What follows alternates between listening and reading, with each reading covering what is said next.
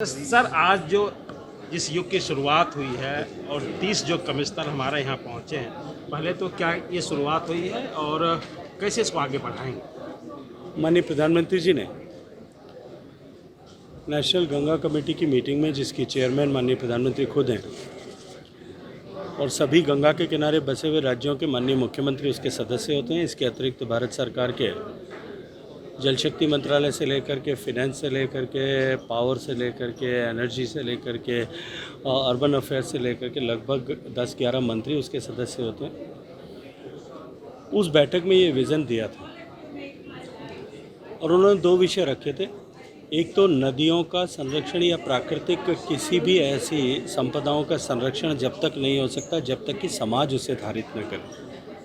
वो एक peoples lead movement न बने।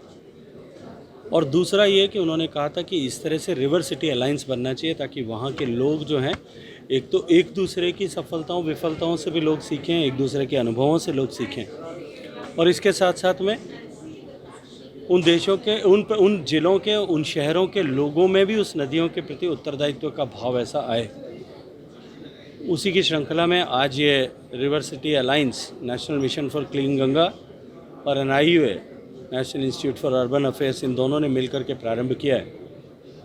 मैं बधाई देना चाहता हूँ देश के सभी कोनों से आए हुए उन म्यूनिसिपल कमिश्नर्स को और उनके चुने हुए जनप्रतिनिधियों की, उनकी रेस्पेक्टिव सरकारों को, कि उन्होंने इस नई शुरुआत, एक नई क्रांति जो देश में आज से प्रारंभ हुई है, उसमें साथ आने का, एक दूसरे से सीखने और एक इस तरह का प्लेटफॉर्म क्रिएट करने का ताकि देश भर में इस तरह का एक शहर बेस्ड मोमेंटम बने। क्योंकि आने वाले समय में हमारे देश जिस तेज़ी से शहरीकरण बढ़ रहा है, 20-30 साल में इसकी कल्पना की जाती है, अनुमान किया जाता है कि देश का हर दूसरा नागरिक शहरी होगा। तब निश्चित ही जो आज जो शुरुआत हुई है, ये शुरुआत धीरे धीरे आगे बढ़ कर के उन सब शहरों के लिए, और शहरों के किनारे पे या जिन नदियों के किनारे पे शहर हैं, उनके लिए एक नए युग की शुरुआत के रूप में काम करेगी।